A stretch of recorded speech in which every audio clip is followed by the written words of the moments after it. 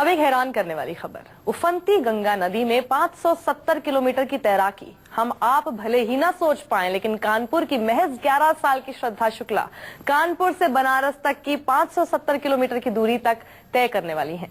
इतना ही नहीं, नन्ही सी जलपरी तैराकी में देश के लिए ओलंपिक मेडल भी लाना चाहती हैं। बस वो चाहती हैं कि सरकार उसमें उनकी मदद करे।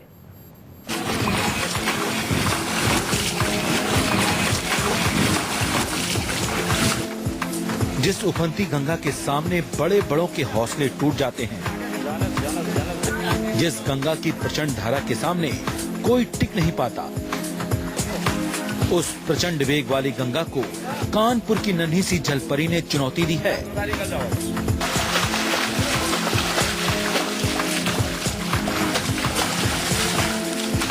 श्रद्धा शुक्ला सिर्फ 11 साल की हैं, लेकिन इस नन्ही आंखों ने एक सपना देखा है। उफनती गंगा नदी में 570 किलोमीटर दूरी तय करने का सपना। अब हम कानपुर से बनारस तैर रहे हैं 570 किलोमीटर और हमें कानपुर में गोल्ड मेडल लाना है।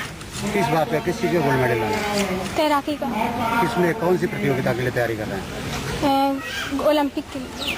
इस बार देश में 2 लड़कियां गोल्ड मेडल लेकर के आई हैं, क्या उनको प्रेरणा मिली?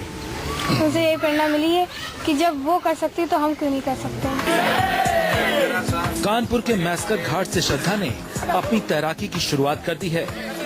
इस नन्ही सी जलपरी के हौसले को हर कोई सलाम कर रहा है।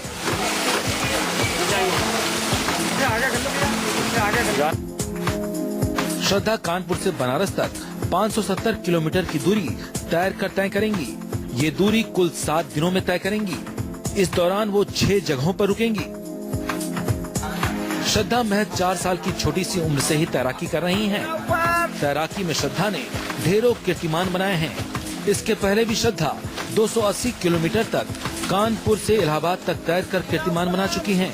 परिवार वाले भी श्रद्धा के सपने को पूरा करने के लिए जी जान से जुटे हैं। ये सफर 7 दिन का है, 7 दिन में पूरा करेगी। इसका जो लक्ष्य 100 घंटे का था, मगर ये 70 घंटे में इस रिकॉर्ड को पूरा बना के तैयार करेगी। श्रद्धा भी तैराकी में देश के लिए ओलंपिक मेडल लाना चाहती है। Guinness book of world record में अपना नाम दर्ज कराना चाहती है। इसके लिए वो ट्रेनिंग करना चाहती है, लेकिन मलाल इस बात का है कि सरकार की तरफ से अभी तक कोई मदद नहीं मिली है।